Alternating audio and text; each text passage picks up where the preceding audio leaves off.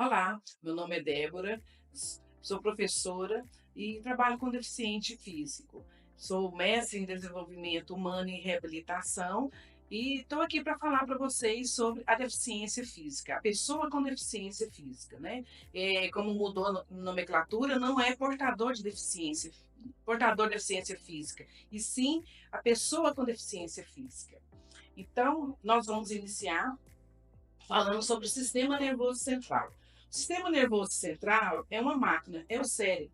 Então, dentro dele, tem toda a estrutura para o desenvolvimento motor. Uma vez esse desenvolvimento motor não cooperar com o corpo, ele traz consequências. E é isso que a gente vai trabalhar no decorrer dessa aula sobre o sistema nervoso central da criança com deficiência física.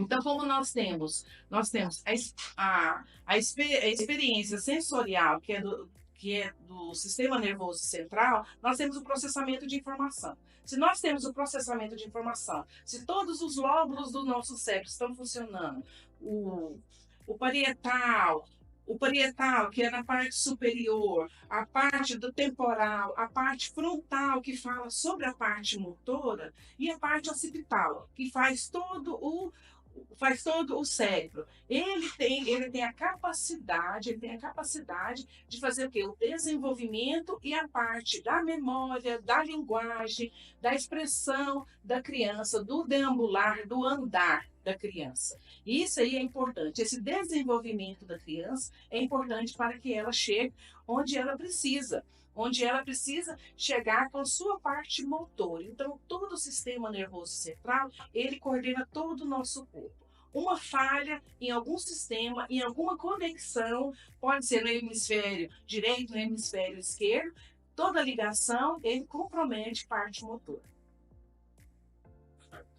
E nós temos algumas definições. Nós temos algumas definições dessa parte motora que funciona e que não funciona, né? Nós temos a monoplegia, nós temos a paraplegia, nós temos a hemiplegia, que é a metade do corpo, ou a tetraplegia. Isso vai caracterizar onde foi afetado a essa lesão.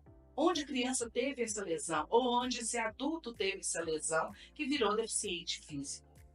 Essa parte da plegia ou da paraplegia, né? Ela pode ser uma lesão total, uma lesão parcial, onde a hemiplegia, que é metade do corpo, ele vai fazer o quê? Vai ter uma certa dormência, vai ter uma certa rigidez nesse lado. Então, essa questão da criança ter essa falta, pode ter uma falta de oxigênio, nós vamos ver isso em outros slides mais para frente, em relação ao que causa realmente essa deficiência física e onde afeta, onde essa coordenação motora dessa criança afeta, onde ela vai precisar de adaptações também, né? Então, olha só, o que é essa paralisia cerebral? Né? O CID dela é G80, que já caracteriza, né, a questão do deficiente físico. G80 pode ser G80.1, G80.2, mas o G80 já caracteriza, pelo laudo que eu pegar da criança, já sei que ela tem paralisia cerebral. E ela é o condicionamento da criança em relação ao corpo dela. Como que ela apresenta essa paralisia? Então, essa paralisia cerebral pode ser como nós vimos, pode ser hemicorpo, né? Metade do corpo, pode ser numa perna, pode ser em um braço, onde foi afetado. No cérebro é que vai denominar como que essa criança consegue movimentar, qual parte do corpo que ela consegue agilizar. Então, onde foi afetada essa criança? Onde foi afetado no cérebro? Então, o CID G80 vai me dizer em laudo, se eu pegar um laudo na escola, eu vou ver lá os G80, paralisia cerebral. Né? Alguma coisa teve nessa criança ao nascer, durante a gestação. Então, essa criança, ela vai me dizer como que foi essa questão dela estar, que ela paralisia cerebral. Como que vai denominar que essa pessoa tem essa paralisia? Mas ela pode ter Essa paralisia motora pode não ter afetado a questão cognitiva. Cognitivo dela pode ser preservado. Às vezes tem a criança que ela é só o físico, mas a parte cognitiva ela está preservada. É onde nós temos que trabalhar tanto com a criança que tem o déficit cognitivo como a criança que tem a preservação da cognição. Tem que ser trabalhado. Então, todo o estímulo a essa criança tem que ser oferecido. Porque hoje em dia existe muitas adaptações, existe muito tecnologia que pode abarcar essa criança dentro da escola. Então, essa daí é a paralisia cerebral, que refere ao grupo de condições que engloba dificuldade de movimento, alguma rigidez. Essa é a paralisia. E qual que é a causa dessa paralisia? Ela pode ser tanto congênita, como pode ser adquirida. A congênita pode ser por infecção, pode ser por desnutrição, falta de vitamina, pode ter uma doença ou uma infecção durante a gravidez. Porque quando a criança está sendo desenvolvida, a partir dos 3 meses de desenvolvimento, é a parte mais crítica do desenvolvimento da criança. É onde são feitos os detalhes desse desenvolvimento. Então, a gestante, quando ela está de 3 meses, tudo que é refinado é feito na criança, no feto, como a unha, o contorno do cérebro, os cílios, a córnea. Então, tudo que é detalhes, a partir de 3 meses, começa a ser funcional, começa a ser produzido. Então, nesses 3 meses é crítico. Pode ter algum acidente,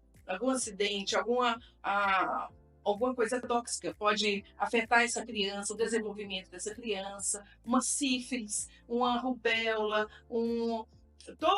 tudo que tiver de infecção. Então, esse é um período de desenvolvimento da criança. A partir de 3 meses é um período bem crítico. Então, esse desenvolvimento, a toxoplasmose, pegando nos 3 meses, a criança tem todo um desenvolvimento no cérebro totalmente diferenciado. O cérebro começa a diminuir. Então, isso aí é projetado na criança quando ela estiver maior, quando vier o desenvolvimento. Então, tudo isso tem que ser aconselhado às mães nessa gravidez. Então, tem programas que aconselham, tem coisas, tem pessoas que fazem essa busca em relação a orientar as mães em relação a isso. Então, é bom a gente estar alerta em relação a isso, a gente ter conhecimento sobre isso, sobre uma gravidez de risco, para que futuramente não tenhamos criança que tenha problemas em relação a isso, que nasça com problema em relação a isso. Então, fazer a prevenção disso. Então, nós temos tanto a congênita como a adquirida. Adquirida é quando a criança nasce e tem algum acidente ou tem algum um traumatismo, tem uma anóxia, né? A criança pode nascer com anóxia. O que é a anóxia? A falta de oxigênio. A criança nasce com falta de oxigênio. O parto demorou, tem a falta de oxigênio. E dentro disso aí, a gente vê a questão que nós podemos olhar também, que a gente está dentro da escola, e isso é uma informação que a gente tem que ficar atento em relação a essas crianças. Olhar o cartão de vacina.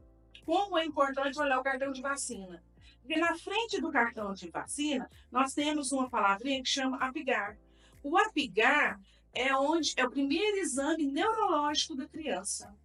O primeiro exame neurológico da criança vai me falar como foi o nascimento. Se faltou oxigênio, se ela nasceu cianótica, roxa, se ela nasceu com a pele viscosa, como que essa criança nasceu? Se ela tem uma hipotonia, nós vamos falar sobre isso mais para frente, se a pele dela não comportou pelos reflexos, como que eu vou olhar isso? No cartão de vacina, nós temos a primeira avaliação neurológica, que é o primeiro minuto, E depois de 5 minutos tem novamente a avaliação neurológica, que aí nós vamos ver o comportamento dessa criança.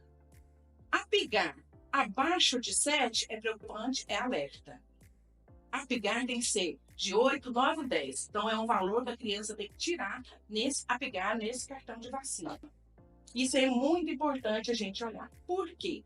Às vezes a criança está dentro da escola, tem uma dificuldade motora acentuada, derruba tudo, deixa cair, ela não tem equilíbrio, a marcha dela, o andar dela é totalmente diferenciado. Tem muita dificuldade nessa aprendizagem, mas não tem laudo. Não tem laudo, não tem, faz exame, dá tudo normal. Mas se eu olhar no apigar dela, no primeiro exame neurológico, eu vou saber, talvez, ela teve uma anóxia. Faltou oxigênio quando nasceu. Faltou oxigênio, perdeu neurônio. Perdeu neurônio, tem alguma parte do cérebro que foi afetada. E aí é onde que eu tenho que entrar com estímulo, com a estimulação, entrar com a parte da reabilitação, com a parte de terapia. Então, isso aí a gente vai correr atrás das coisas que a criança realmente precisa, atrás do que ela realmente necessita. E eu vou prevenir muita coisa em relação a isso. Então, olhar o cartão de vacina, fiscalizar com a mãe, perguntar como foi o parto, fichas que tem também sobre sucção. Isso não é uma coisa que a gente tem que deixar de lado, mas são detalhes importantes que a gente tem que ficar atento. A criança conseguiu sugar, porque se ela conseguiu sugar, ela não vai ter problema na fala, ela não vai ter problema na fonoarticulação. Então, isso aí é onde a gente vai observar detalhes na ficha que são importantes. Quando andou, demorou a andar, a criança, um ano e meio, 1 ano e 6 meses, demorou a andar. O máximo que ela tem que andar é 1 ano, 2 meses, estourando 1 ano, 3 meses. É a marcha normal, é o desenvolvimento normal da criança. Se ela não conseguiu, alguma coisa aconteceu.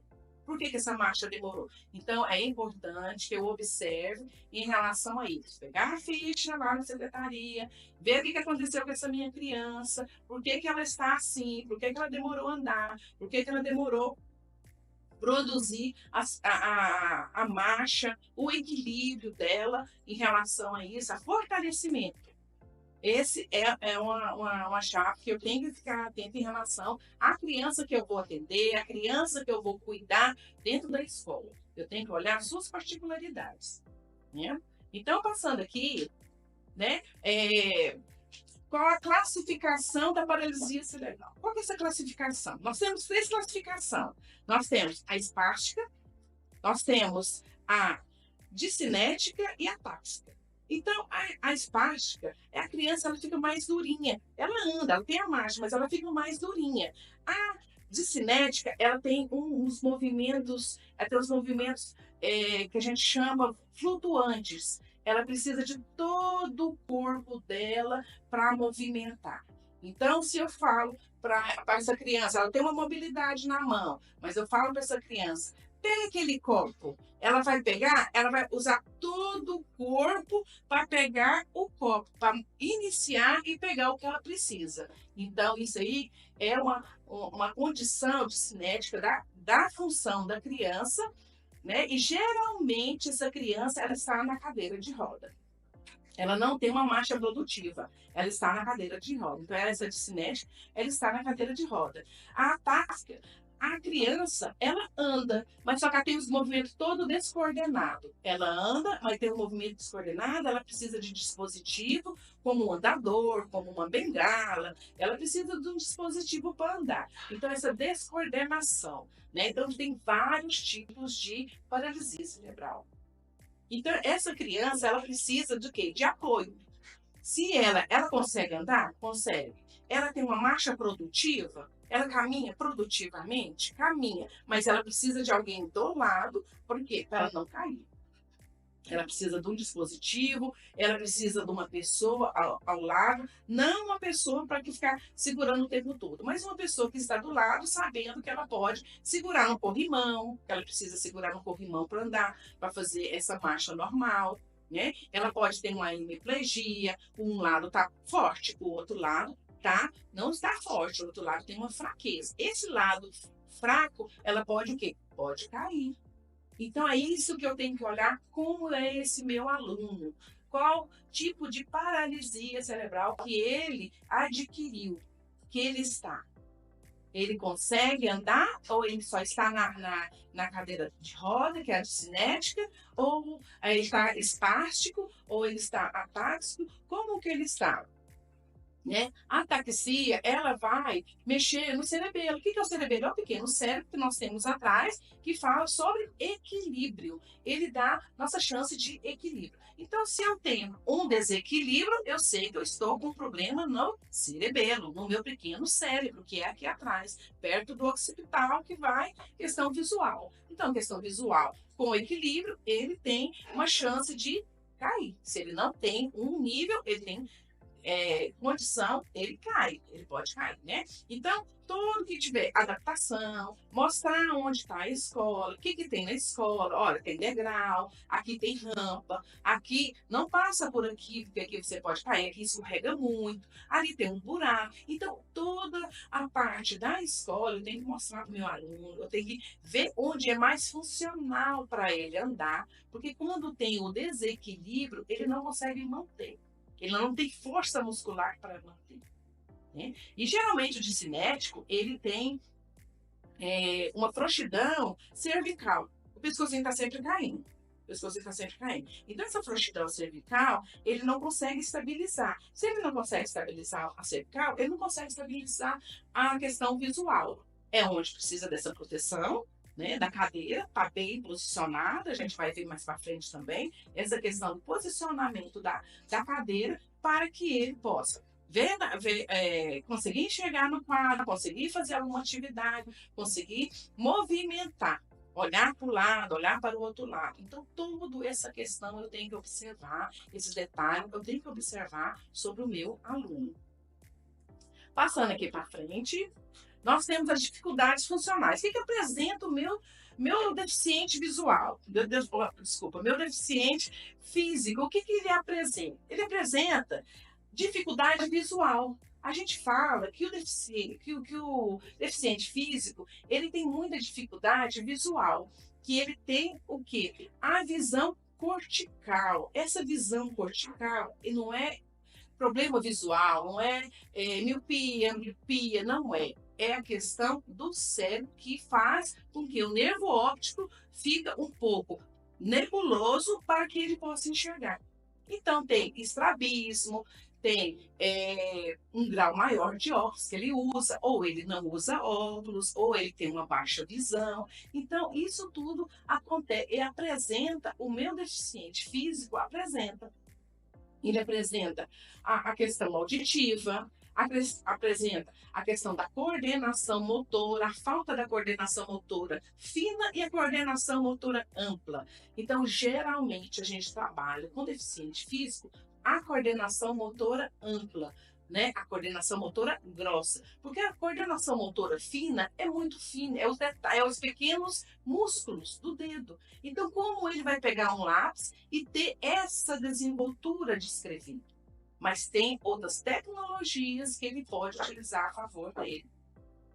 Então, a questão do deficiente, eu não tenho que pensar, ele precisa da leitura e da escrita. Ele precisa. Convencional, eu não preciso me pensar nesse formato, mas eu posso pensar em um formato de leitura e escrita onde ele consiga aprimorar isso, onde ele consiga chegar nisso. Não é um lápis que vai falar que ele lê, que ele escreve. Então, eu tenho vários recursos em relação a isso para colocar ou na mão, ou no punho, né? Então, isso aí vai ser trabalhado. Se uma criança que tem paralisia cerebral, ela tem uma rigidez muscular, uma espasticidade muscular no membro superior, no braço.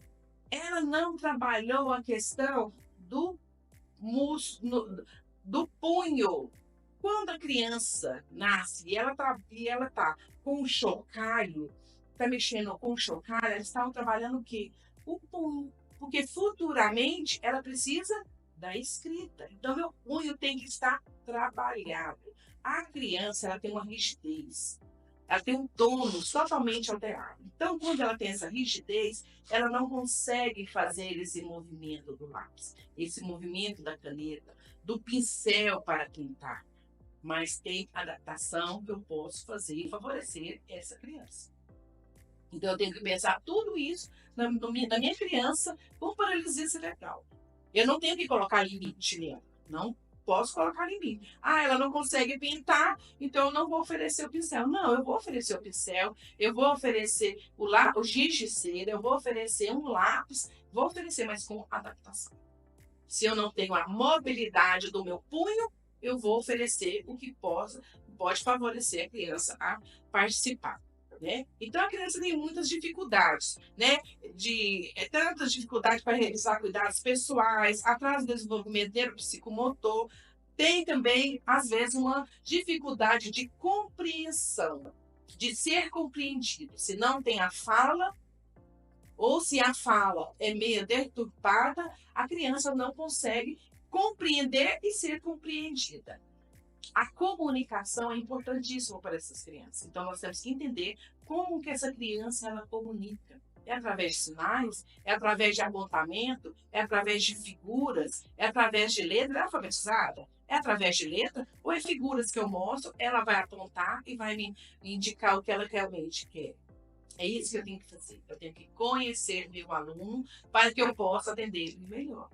Então, nesse conhecimento do aluno, nesse conhecimento dessa criança, eu tenho que proporcionar, primeira coisa, conhecer meu aluno. O que realmente meu aluno precisa, como ele precisa, o que eu vou fazer para que ele chegue ao conhecimento. Se ele está na escola, ele precisa o quê? Do desenvolvimento acadêmico.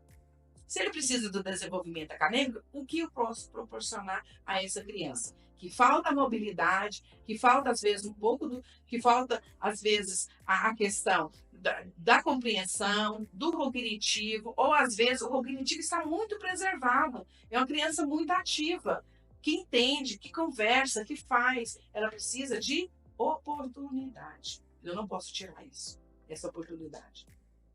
E tem uma palavrinha que é muito interessante, né, que a gente usa muito, que é a questão do capacitismo. Eu não posso desmerecer essa criança, senão eu estou tendo um capacitismo contra essa criança. A criança, ela merece, se ela está na escola, se ela está no meio inserido socialmente com seus pares, ela precisa de oportunidade. E é isso que eu tenho que oferecer a essa criança. Vamos passar para frente. Olha aqui, o que tem essa criança nossa? O que ela aparece lá dentro da escola? Ela aparece com a celorreia. O que é celorreia? Celorreia é a baba. Ela baba muito. Mas por que ela baba muito? Por que essa criança da paralisia cerebral, ela baba? Ela tem esse escape de saliva.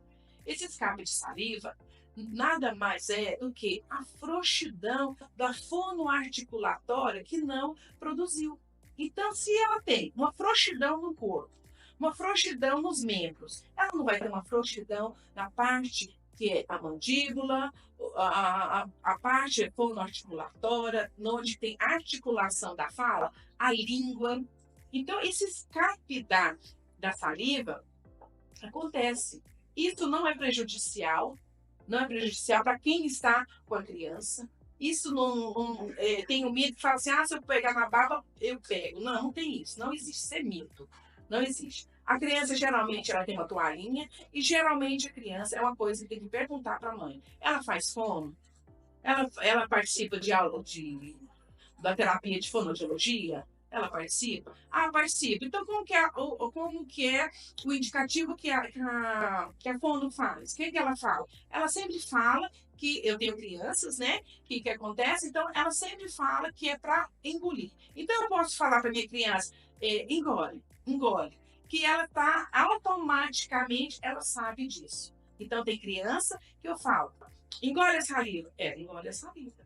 Tem criança que não tem o conhecimento e não tem o repertório de entender que ela tem que reter essa saliva. Então, o que acontece? Tem a toalhinha, eu vou enxugar a boca, eu enxugo a boca e começo a trabalhar isso com ela. Posso pegar aqui nela e falar, engole a saliva, pode engolir a saliva, porque aqui eu estou forçando a musculatura dessa criança. Né? Eu estou protegendo essa musculatura dessa criança e deixando com que ela possa engolir. Então, isso é importantíssimo eu conversar com a mãe, com a família, com o responsável dessa criança em relação a isso. Por quê? Porque isso atrapalha até na alimentação. Se eu tenho muita saliva, como que eu consigo deglutir? Como que eu consigo comer? Como que essa criança come?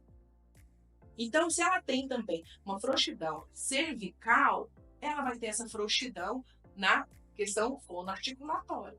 Isso daí dela está muito frouxo, então ela não consegue engolir. Mas isso não é um papel do professor fazer as manobras que a fono faz, que a fonoaudióloga faz. Não é o papel do professor. O papel do professor é entender como que é essa questão da celorreia da criança. É muito produtiva, quando ela está muito agitada, ansiosa, sai mais. Como que acontece isso? Isso é importante a gente conversar com os responsáveis, para a gente entender que jeito que é essa questão. Às vezes ela está muito eufórica, então a celorreia sai muito, porque ela consegue travar e aí a celorreia sai. Um exemplo muito característico disso é quando nós vamos no dentista, né? Quando a gente vai no dentista e fica com a boca muito tempo aberta, o que acontece? Um acúmulo de saliva. Então, essa deglutição, a criança não consegue fazer. Então, esse acúmulo de saliva fica e ela sai. Ela não desce. Não desce. Então, isso aí é importante. Vocês, professores, cuidadores, que vai estar com essa criança, entender como isso acontece. Como que eu posso ajudar essa criança? É enxugando, é dando um comando que já existe, né? Como ela vai passar o tempo todo dentro da escola, a semana toda dentro da escola, é um meio de estar fazendo essa terapia, ajudar essa fono, de dar esse comando para a criança, engole a saliva, né? Qual que é o comando? É pôr o dedo aqui para que ela possa engolir essa saliva, ajudar a engolir essa saliva, né? Então, é isso que nós temos que conhecer.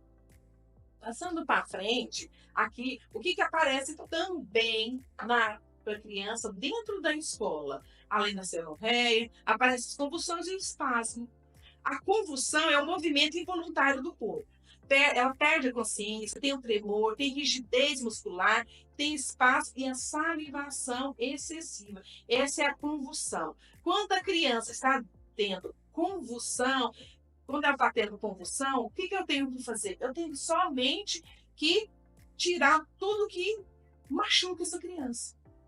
O que estiver machucando essa criança, eu tiro do meio dela. Eu não vou segurar ela rigidamente, porque senão ela pode machucar. Eu tenho que tirar algo que estiver perto dela. Se ela estiver deitada num colchonete, eu colocar só a almofada. Nunca colocar o dedo na boca, porque é uma rigidez extrema que ela tem, uma força extrema. Então, todos os músculos estão a favor dessa convulsão. Então, a criança, a minha medida em relação a essa, pode ser na cadeira, que ela esteja na cadeira, pode ser que ela esteja sentada na cadeira da sala de aula, ou deitada num colchonete, dentro do CNEI, a criança precisa, ela precisa ser estabilizada, está deitada ou deitada ou sentada, nada que possa atrapalhar ela, nada que possa, porque ela pode bater a cabeça, ela pode pegar um objeto e pode machucar. Não colocar nada na mão dela e esperar passar. Convulsão de 1 minuto, liga para o SAMU. Tem que ligar para o SAMU, porque é muito tempo de convulsão. A perda de neurônios, a perda de movimento, acontece tudo nesse momento. Então, o cérebro está em choque. Então, convulsão, mais de 1 minuto, eu tenho que pedir socorro em relação a isso. Espasmo acontece.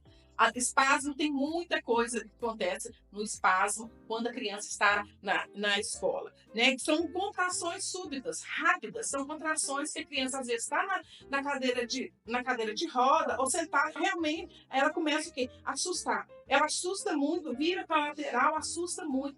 Então, o que pode gerar isso? Luz forte, barulho, ruído forte, puxar uma cadeira e o barulho ser extremo. Ela está perto do sinal. Uma coisa que eu aconselho, não deixar as crianças com deficiência física muito perto de barulhos, ruídos agudos, como sinais. Vai dar um sinal, não deixa a criança perto, porque ela assusta muito. A questão auditiva dela é muito aguçada, então ela assusta muito. Então esses espasmos podem acontecer. E nesses espasmos, ela adota uma postura totalmente rígida. Então, ela pode virar para a lateral e ficar parada, com a mãozinha parada, com o rosto lateral. Ela pode puxar um pouco o lábio na lateral, piscar muito os olhos. Isso tudo é espasmo, não é ainda a convulsão. Mas pode gerar a convulsão se permanecer. E é mesmo indicativo da convulsão. Né? Deixar não ter nada perto da criança, se der essa convulsão, só segurar na mãozinha dela, acalmar a criança, passou, né? Esse é o espasmo, né? Então, essa criança, a gente observar o que está acontecendo. Às vezes a criança está parada, você está conversando com a criança, fazendo alguma atividade, de repente a criança para, isso é um espasmo. Né? Ela tem um período de ausência. Então, isso é um espasmo dela. Aí espera, fala calmamente e retoma a atividade para a criança. Espera ela acalmar, ela voltar a sensação neural dela e aí volta à atividade. Nunca conversar muito perto da criança. Muito assunto, ela não consegue. Se ela não consegue verbalizar, ela não vai conseguir compreender. Então, o que eu tenho que fazer? Eu tenho que conversar com a criança na altura dela, nós vamos ver isso mais para frente. Na altura da criança, nós vamos conversar e vamos entender como está essa criança. E nós não vamos falar muito, porque o vocabulário dessa criança é reduzido. Então, não adianta eu conversar muito, falar muitas palavras, por que você está assim, volta. Não adianta eu falar isso. É calmar, ficar calmo, professor, cuidador, ficar calmo, entender essa criança, esperar ela voltar, acalmou e não oferecer água imediatamente. Porque se ela retomou, teve um espasmo, teve uma convulsão e retomou, o corpo ainda está estabilizando. Então, ela não tem a questão da fonoarticulação, ela ainda não está em movimento. Então, para deglutir, ela não vai conseguir. Então, não ofereça. Espera ela voltar, espera ela ter a reação. Ela pode voltar com um choro, ou ela pode voltar assustada. Então, ter calma nessa hora. Ter calma nessa hora. O professor, o cuidador, é o principal que tem que entender como essa criança está. Então, ela tem que ter calma, afastar as pessoas, afastar as crianças, para que não tenha muito barulho, muito grito, e acalmar a criança. O ambiente calmo favorece a criança. Entenderam? Órtese. Nós temos crianças que usam órtese. E essa órtese é uma prevenção no controle da espasticidade. O que é espasticidade? A rigidez. Né? Então, ela vai contribuir para que o paciente seja o mais independente possível nas atividades da vida diária, melhorando sua qualidade de vida. Então, a criança usa órtese. Ela usa órtese e vai para a escola com órtese. Aí tem criança que usa órtese, mas não vai para a escola com órtese. Aí é uma avaliação de vocês em relação a isso. Perguntar os pais. Ela usa órtese? Usa. Não, então traz, sabe por quê? Porque a gente vai estabilizar a mão. Órtese é para isso, para estabilizar. Porque se ela tem um movimento cinético, muito movimento, ou movimento rígido, a órtese da mão, a órtese do pé, né, do calcanhar, ela vai fazer o quê? Ela vai estabilizar. Porque às vezes nós temos também, a criança tem também uma coisa que chama cronos. O que é cronos? É quando você põe a criança na cadeira de roda, ou a criança está sentada, e ela fica o tempo todo mexendo, mexendo. Isso é um movimento do músculo, é um tremor do músculo. Então, quando você estabiliza, ele para. E a órtese faz isso. Então, se eu quero dar uma atividade, a minha criança, hemiplégica, metade do corpo, ela não tem função, a outra metade tem.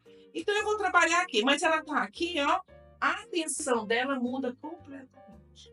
Então, se eu coloco uma órtese na criança, coloco uma órtese na mãozinha dela, e eu sei que isso vai estabilizar, isso vai produzir uma atividade, eu tento colocar. Então, isso é importante também, conversar com os pais. Ela usa órtese? Você tem como colocar? Traz ela com a órtese. Ah, mas a órtese era para ela ficar só 3 horas. Tranquilo, a gente fica 3 horas, tira a órtese, guarda, depois leva. Depois vocês levam, né? Quando for embora.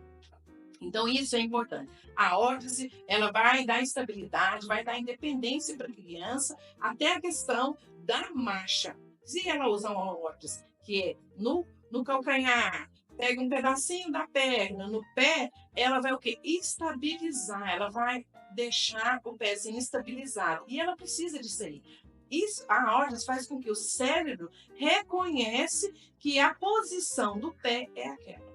A posição do pé é aquela da marcha, não é ela lateral, não é ela para cima, não é ela na lateral, mas é uma marcha que seja produtiva. Então, a órtese é importante. Dando essa dica para vocês, para que vocês possam ver a real função da órtese para essa criança. Ok? Vamos lá. Aí, do tônus. Do tônus a gente falou no começo, né, sobre a discinética, a forma da paralisia cerebral, que é a discinética. Nós temos o hipotônico e o hipertônico. O hipo é baixo, tônus baixo. O que é o tônus? O tônus não é a musculatura, mas é o que exerce a musculatura. O tônus. Então, se o tônus é forte, ele vai enrijecer a musculatura e ele vai deixar a pessoa o quê? Forte, a pessoa movimenta. Então, se eu estou movimentando o meu braço aqui, é porque meu tônus está bom. Quando eu não consigo movimentar, levantar, meu tônus está baixo, né? Então, a hipotonia, geralmente a gente vê a hipotonia em crianças de síndrome de Down. Síndrome de Down, ele é hipotônico. Ele é uma frouxidão muscular, ele tem uma frouxidão muscular. Agora, a hipertonia é a rigidez, a gente vê mais no deficiente físico, essa rigidez muscular. Então, a questão do tônus da criança, ela vai me dizer muito em relação à força muscular. E aí nós temos os procedimentos para a criança deficiente física. Olha aí, na primeira figura, na alimentação, a professora está certinha, ela colocou a criança de frente. Eu não posso colocar a criança na lateral, porque eu não sei como que ela está deglutindo. Isso é importante, o posicionamento dessa criança. Por isso que eu falo para vocês, tem que perguntar para os pais, como que ela consegue alimentar? Ela alimenta, é pastoso? É picadinho? Ela consegue deglutir? Ela é independente na alimentação? Ela come com a mãozinha? Ou eu tenho que colocar? Como é essa deglutição dessa criança? Porque não adianta eu encher a colher e colocar na boca dela e falar para ela engolir. E aí, como que vai fazer? O esôfago, o estômago? Mais para frente, ela está assistindo a aula, ela passa mal. Então, eu tenho que saber tudo isso. Eu tenho que entender a minha criança. Que jeito que ela consegue alimentar. Então, eu vou pôr na primeira figura, tá? Posicionamento da criança, a professora posicionamento da criança, ela dando a comida. Ali, ela sabendo que a criança está deglutindo. E eu vou favorecer, segurando, quando a criança é pequena, de semente, eu vou favorecer, segurando a cabeça da criança e colocando a alimentação. Nunca vou colocar ela de lado, de qualquer jeito. Eu estou aqui, ela está aqui, eu lateralizando a criança. Não posso fazer isso. Se a criança for uma alimentação dependente, né? Então, eu vou favorecer em relação à alimentação, como essa criança alimenta, para que não tenha gástrico, para que a criança não acumule comida também na boca, porque já tem uma celorreia ali envolvida, a força muscular cervical já é baixa, ela pode ter uma hipotonia, pode ter uma hipertonia, pode ser rígida, como pode ser hipotônica. Então, isso tudo vai favorecer. Eu tenho que observar todas essas questões dessa criança na alimentação. Agora nós vamos passar o posicionamento. Criança sendo estabilizada para tomar mamadeira ou alimento. Olha lá, que interessante essa primeira figura. A criança está sendo estabilizada. Coloca a criança sentada, né, no colo. Isso para quem está no CMEI. A criança, a monitora ou a cuidadora colocou o dedo lateralmente para quê? Para um estímulo da criança. Porque a criança, todas as crianças nascem com reação e reflexo. Esse reflexo da criança na lateral vai estimular ela o quê? A mamar. Então, se eu estou fazendo aqui uma força muscular na lateral da bochecha da criança, ela vai o quê? Ela vai mamar. Ela vai conseguir mamar e deglutir. Mas tudo isso tem que ser o quê? Avaliado. Se realmente acontece com essa criança. Porque tem crianças com paralisia cerebral que não vai conseguir fazer esse movimento na boca, que não vai conseguir fazer essa sucção, que não vai conseguir, posso colocar o dedo aqui que ela não consegue, mas isso aqui é um estímulo que a criança consegue amamentar. Né? E na outra figura, nós observamos a questão do banho. Como que eu vou colocar essa criança para tomar banho? Eu tenho que estabilizar. Como eu falei no começo, a criança não tem equilíbrio. Se ela não tem equilíbrio, eu preciso colocar algo que estabilize o membro inferior da criança, que a criança é dividida em bloco, né? Membro superior, membro inferior. Se ela com membro inferior, ela tem uma hipotonia, uma hipertonia, eu preciso estabilizar para dar segurança. Porque se eu vou passar um sabonete, vou passar um creme, o quê? Esse é muito denso e escorrega. Se escorrega, ela pode causar alguma coisa nessa criança. Então, eu tenho que perceber bastante como que vai ser o banho dessa criança, o que eu vou estabilizar, como que eu vou estabilizar essa criança. Né? Então, esse posicionamento da criança é importante eu observar e planejar antes de fazer com a criança. Então, lá, falando ainda de posicionamento, né, adequação postural. Como é importante a adequação postural? Ela melhora o quê? Na respiratória, na oral motora e na digestiva. Olha lá, na primeira figura, a criança está o quê? Na cadeira de roda, mas toda deixada. Olha só na segunda figura. Ela está o quê? Estabilizada. Isso vale não só para a criança deficiente física, mas para todas as crianças que estão na escola, dentro da escola, estabilizar. Estabilizar o quê? O pé. O pezinho dela está estabilizada em cima da plataforma da cadeira de roda dela, onde ela aparece com o joelho dobrado, que a gente fala que é 90 graus. A criança tem que estar sentada a 90 graus. O que é 90 graus? Postura, joelho dobrado e pé estabilizado. Isso acrescenta até para a questão do déficit de atenção. A criança fica mais atenciosa em relação à postura. Quando ela está com a postura normal, quando ela está estabilizada, a questão do aprendizado é bem melhor. Então, se eu coloco ali, favorece a postura da criança minha, na cadeira de roda, ou da minha criança, que ela é espástica, ela anda, mas ela senta na cadeira da escola. Então, o que eu posso fazer? Eu posso estabilizar aquela criança, posso colocar algo na cadeira, colocar lateral para ela não cair e tenho que colocar algo no pezinho dela. O pé não pode ficar vulnerável, o pé não pode ficar mexendo o tempo todo, o pé tem que estar estabilizado. Se ele não está estabilizado, o corpo vai para um lado, o corpo vai para o outro, o pezinho cai no chão tentando subir, fazendo toda vez aquele alcance.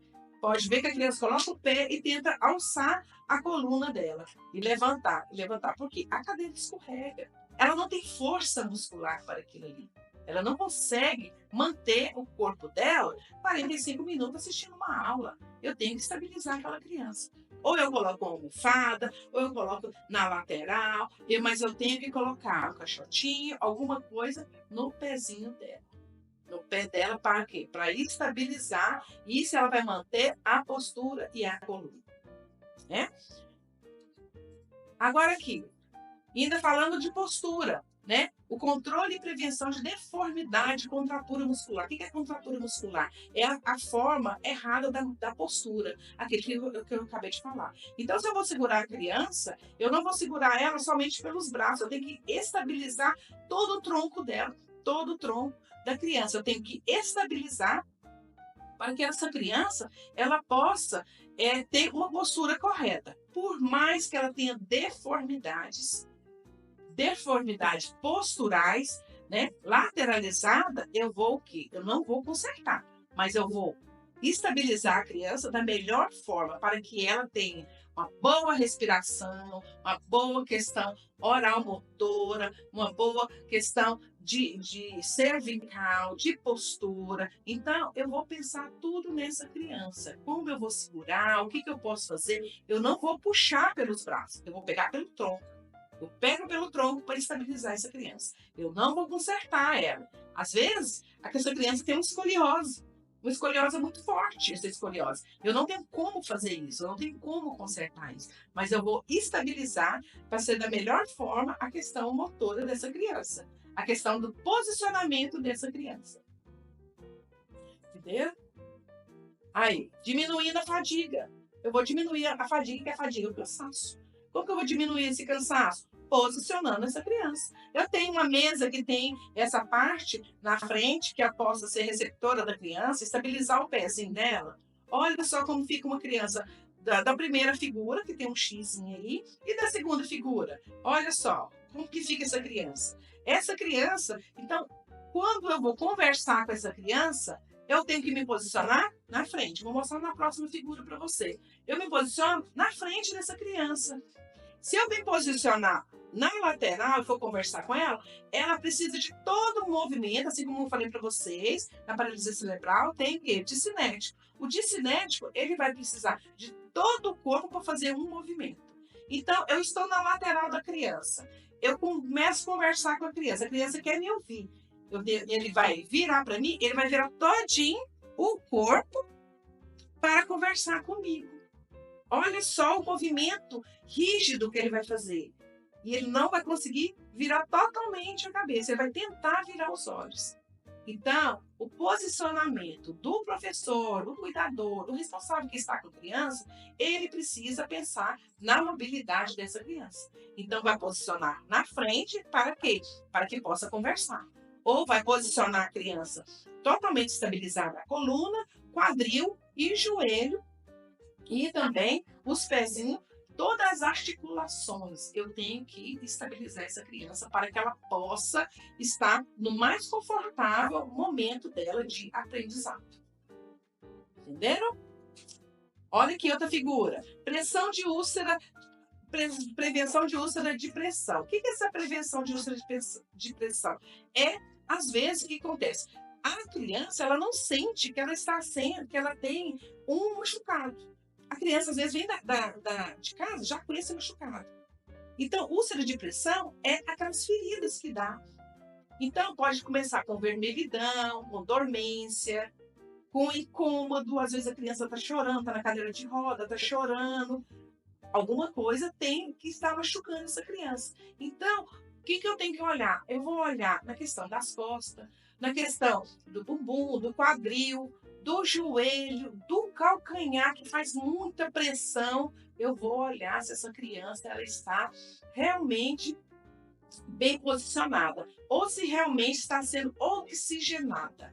Se ela fica o tempo todo sentada na mesma posição, do começo da aula ao final da aula, vai começar a dar escara, que é a famosa escara que a gente conhece.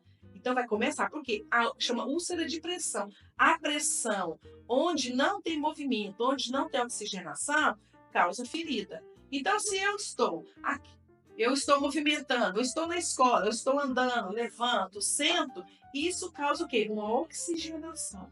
Está oxigenando. A criança não. Ela está parada na mesma posição, do começo da aula ao final. O que eu posso fazer?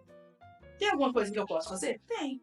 Eu posso levantar ela um pouquinho da cadeira, ou eu posso tirar ela da cadeira, sentar ela no meu colo um pouco, sentar onde tem um lugar confortável, posso voltar ela para a cadeira, posso mudar ela de posição, posso mexer com ela em algum momento, mexer com ela. Para quê? Para que tenha oxigenação no corpo e eu possa fazer essa prevenção de úlcera de pressão, que é a famosa escara que nós conhecemos. Tá? E isso também vale para a gente conversar com os pais em relação a isso. Quando chegar, fala, tem alguma intercorrência, aconteceu alguma coisa, ele tá com alguma feridinha, tá com alguma dor, tá tomando as medicações certas, tomou a medicação. Então, isso é interessante a gente estar sempre perguntando para os pais. Porque, voltando àquele slide que eu falei da convulsão, se tem uma convulsão repetida, é porque ou o remédio não está fazendo efeito ou não está tomando o remédio. Então, isso é importante a gente sempre estar perguntando para os pais. O que está acontecendo com essa criança? Que ela não está conseguindo. Né? Então, o que está acontecendo com essa criança? Porque se tem alguma feridinha, alguma coisa, algum vermelhidão, ela saiu da cadeira, eu posso tirar ela da cadeira, posso colocar no colchonete, posso colocar uma cadeira no meu colo, alguma coisa nesse sentido. Entenderam? E também nós temos a normalização e diminuição da influência do tônus, né, postural anormal, que é aquilo que eu já tinha falado para vocês. É a questão da postura. Olha só na figura 1 a postura dessa criança, totalmente espástica, totalmente rígida, isso causa uma dor no corpo da criança. Então, se ela tem na cadeira de roda dela um cinto, um acolchoado, alguma coisa que eu possa estabilizar, eu posso movimentar essa criança, estabilizar, colocar, para ela vai ser mais preventivo, né? Para ela vai diminuir essa questão da influência do tônus dela, da postura dela, de como ela senta, de como ela realiza as atividades. Isso é importante para ela. Fica um alerta aí na questão da postura dessa criança.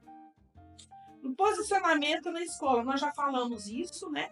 Mostrei isso para vocês. Olha lá, a professora na lateral, a criança tem o quê? Uma reação reflexa. Ela muda totalmente para tentar entender, olhar para essa professora. A professora na frente, ela vai conseguir visualizar na altura dela e os reflexos vão ser diminuídos. Então, não vai ter uma tonicidade alterada.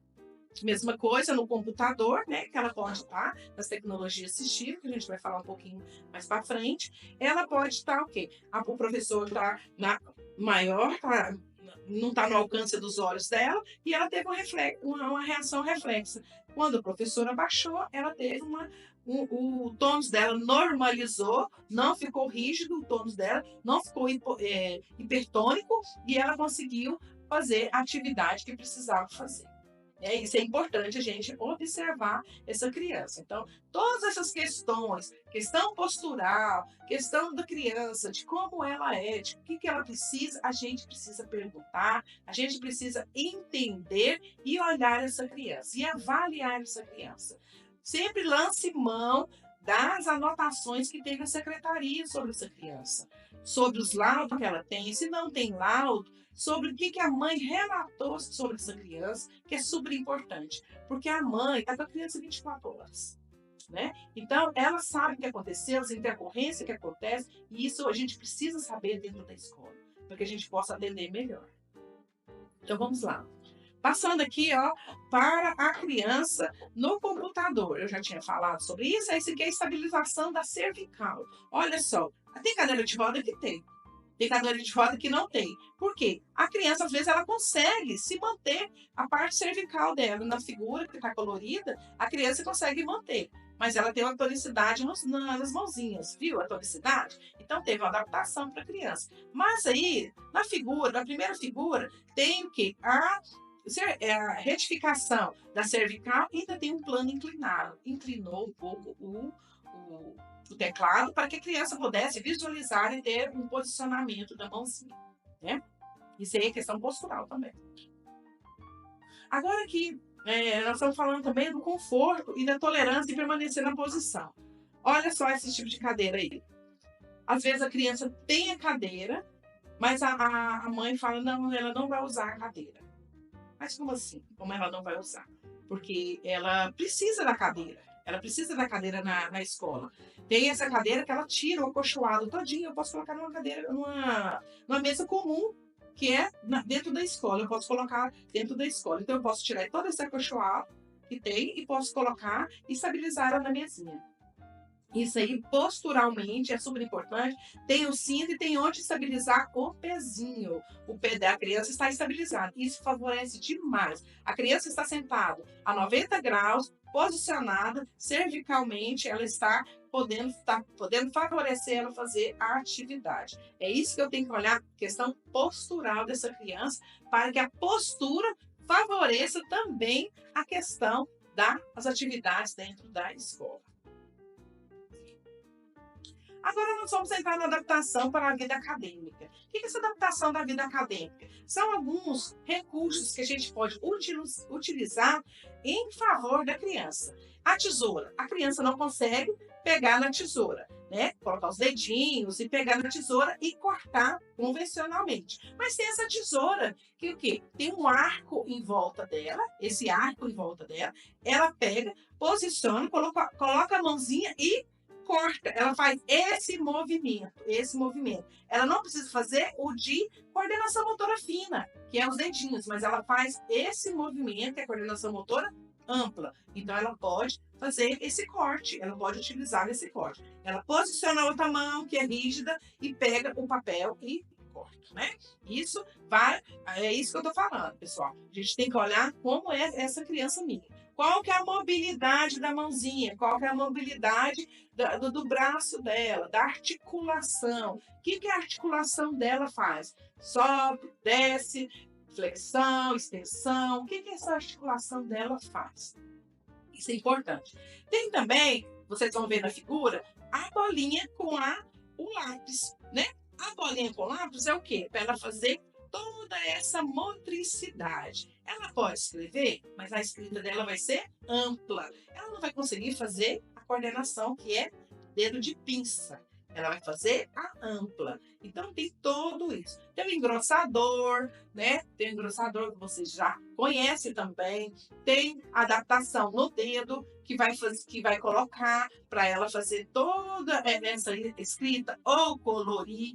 Ela, por mais que não tenha a escrita convencional, ela tem que apropriar da escrita. Ela tem que apropriar, ela tem que conhecer o que é o lápis, o que é a borracha, o que é a caneta, o que é a tesoura. Ela tem que apropriar, ela tem que conhecer. Então, eu vou favorecer e vou fazer toda a adaptação. O apontador, né? Então, eu vou fazer toda a adaptação para que essa criança, ela participe das aulas.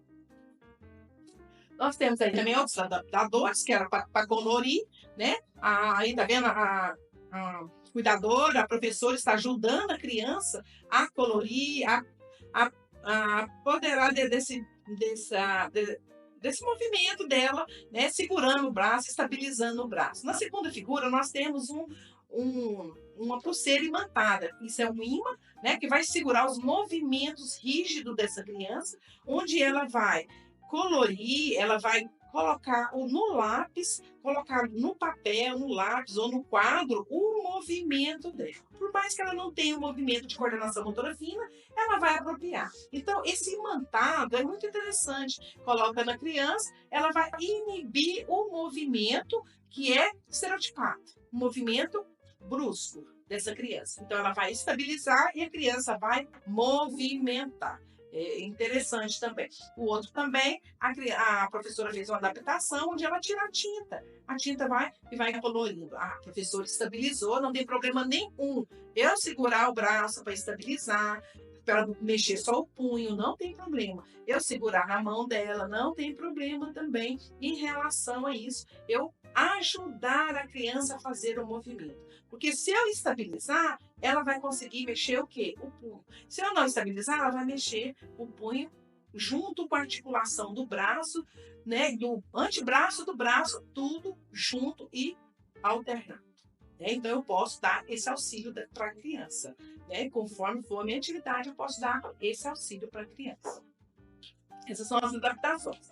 Tem a adaptação também dos livros para o deficiente físico, que é esse com velcro. Tá vendo? Na pontinha tem velcro e tem um dedo com velcro também. O dedo com velcro a gente faz tipo um círculo com EVA, põe um velcro, que a criança vai fazer o quê? Passar a página. Ela vai colar lá e passar a página. Esse é o livro que a gente geralmente faz para criança apropriar, de histórias, do material didático que tiver na escola. Na segunda figura é o apontamento, né? O apontamento. A criança vai conseguir fazer o apontamento. Ela pode ter uma comunicação com esse apontamento. Então, posso perguntar, ela pode formar a frase por aí. Ela pode meditar o que está acontecendo por essa tábua aí, por essas letras. E na terceira figura, nós temos a tecnologia, né? Que é de comunicação, ou comunicação alternativa ou aumentativa. Se a criança já tem uma comunicação, ela vai utilizar para ajudar a comunicar, ou se ela não tem a comunicação, se ela não verbaliza, se ela não fala, não tem a linguagem, ela vai me mostrar a figura. Me mostra a figura e fala: eu quero água. A figura tem eu quero água. Ela vai fazer o apontamento e vai me mostrar. Isso é uma comunicação que existe também para criança deficiente, que é criança que tem uma limitação na fala, que ela não tem a linguagem convencional, que ela não verbaliza. Então, é uma alternativa. Isso tem que ser trabalhado. Tem várias tecnologias, tem várias formas de trabalhar com a criança em relação à criança dentro da escola. Então, tem materiais que podem ser confeccionados conforme a coordenação motora. Um jogo. Eu vou colocar um jogo para a criança. Se eu colocar um jogo raso, onde ela não consegue pegar, porque a coordenação motora dela é ampla, não consegue pegar, o que eu vou fazer? Eu vou pegar aquele jogo e posso fazer uma adaptação. Posso colocar um EVA mais grosso, posso colocar algo que seja mais palpável para a criança, para ela pegar e jogar um jogo de memória. Eu posso pegar uma coisa mais palpável que ela consegue pegar e virar esse jogo. Porque ela não vai conseguir pegar uma folha de papel, não vai conseguir pegar um jogo que seja bem fininho. Né? Então, eu posso fazer uma adaptação nessa questão do jogo para a criança. Olha lá, e a tecnologia assistiva, né? A TA, que a gente fala, segundo Damasceno e Galvão Filho, de 2002, consiste em toda e qualquer ferramenta ou recurso utilizado com a finalidade de proporcionar uma maior independência e autonomia à pessoa portadora de deficiência. Aí ele usou portadora. Eu coloquei a referência porque as referências são deles, né, Damasceno. Mas não existe essa palavra mais portadora. Ele não é portador. Portador é quando a gente porta um documento e depois eu não porto esse documento. Ele não, ele é pessoa com deficiência. Né? Então, nossa nomenclatura é essa, como eu falei no começo do vídeo, que é pessoa com deficiência. A gente não fala, ele é portador de deficiência, ele é portador de deficiência visual, auditiva. Não, ele é pessoa com deficiência, né? Então, é isso aí, é a pessoa. Então, a tecnologia, ela veio para isso, para otimizar a questão da criança dentro da escola, para que a criança possa ter oportunidade, para que ela não possa ser esquecida com as questões acadêmicas. Se ela está dentro da escola, eu tenho que fazer algo. Eu tenho que proporcionar a educação dessa criança. E existem várias pessoas com deficiência física que sobressaíram em todas as áreas. Então, o que falta é a oportunidade, a apresentação de mecanismo que essa criança possa chegar ao conhecimento. Então, isso a gente tem que oportunizar a criança. E aí, passando para o outro slide, que é a tecnologia também, né? E acessibilidade. Olha aí, vários tipos de mouse. Tem também um gravador, tem um mouse adaptado, tem o teclado com essa colmeia em cima, que tem um apontamento, que coloca na mãozinha e ela vai pontuar. Então, são ordens de adaptação de software, hardware, especialistas em acessibilidade. Então, tem muita coisa que a gente pode pesquisar, estudar e favorecer essas crianças em relação ao atendimento. Então, o atendimento com essas crianças deficientes físicas tem que ter, que a gente tem que olhar, escanear toda essa criança. O que, que eu posso favorecer? Quais são as habilidades dessa criança? Quais são as competências dessa criança? O que eu posso trabalhar em relação para melhorar essa criança dentro da escola? E tem criança que sobressai muito bem, tem criança que uma questão educacional de oportunidade, que ela vai se sair muito bem junto com os pares, junto com as crianças. Então, na educação física, ela pode participar, nas aulas de arte, ela pode participar, no conteúdo, ela pode participar. A gente fala que no AEE, no atendimento educacional especializado, existe um conteúdo, um conteúdo antecipado. O que é o conteúdo antecipado? A professora vai dar uma aula sobre a Lua. A professora de AE vai pegar aquela criança e vai mostrar para ela toda a estrutura da Lua, como que é dentro do planejamento da professora, como que é a Lua, o que acontece. Quando é semana, na outra semana que tiver essa aula, o aluno vai estar favorecido em relação a isso. Ele já vai entender, ele vai poder participar dessa aula. Então, nós temos que usar todos os recursos que nós temos em relação à inclusão. Nós temos que favorecer essa criança dentro da sala de aula. Não deixe essa criança passar despercebida. Põe essa criança no centro. Põe essa criança no momento que ela tem que estar, onde ela está e no momento que ela está. Ela precisa participar e precisa produzir junto com os colegas. Essa é a deficiência física. Então, não podemos subjugar a criança pelo momento, pelo o que ela está, mas pela o que a criança é. Vamos olhar a criança, observar a criança e fazer com que a criança chegue no conhecimento que ela precisa. E aqui está também a acessibilidade espacial arquitetônica. Eu vou olhar dentro da minha escola. Tem rampa? Tem algum piso que seja favorável a essa criança? Como que eu posso dar a essa criança o direito de ir e vir? Como que eu posso favorecer essa criança? Tem projeto para a escola que tenha uma rampa, um corrimão, alguma coisa, um piso especial para essa criança? Porque criança existe dentro da escola. Como que eu posso favorecer isso? Como que eu posso levar isso? A minha criança já está lá. Mas minha escola está cheia de escada. Mas como que eu posso favorecer essa parte arquitetônica? Então, isso é junto com a direção, junto com a escola, observar o que a gente pode fazer de melhor para essa criança. E não deixe essa criança recuada nas atividades. Põe essa criança inserida onde ela tem que estar, onde ela já está na escola. Então, ela tem que participar de tudo que está dentro da escola. Isso aí, nós vamos fazer uma inclusão, realmente uma inclusão dessa criança. Realmente uma inclusão de todos, não só do deficiente físico, mas de todas as crianças que precisa ser oportunizada dentro da escola, que precisa ser vista dentro da escola, que precisa ser enxergada dentro da escola. Olhe para a sua criança, valorize sua criança e passe esse conhecimento para essa criança. E eu quero aqui deixar para vocês: feliz é aquele que transfere o que sabe e aprende o que ensina. De Cora Coralina. Então, assim, eu quero deixar para vocês, quero falar para vocês que trabalhar com crianças com deficiência física é um prazer, é um momento de descoberta. Não é somente eles que aprendem, mas nós aprendemos muito. Nós aprendemos muito. E o conhecimento que você tem, passe para eles. Passe para as pessoas que estão ao seu lado. Para que possamos fazer um bom trabalho com essas crianças. Obrigada.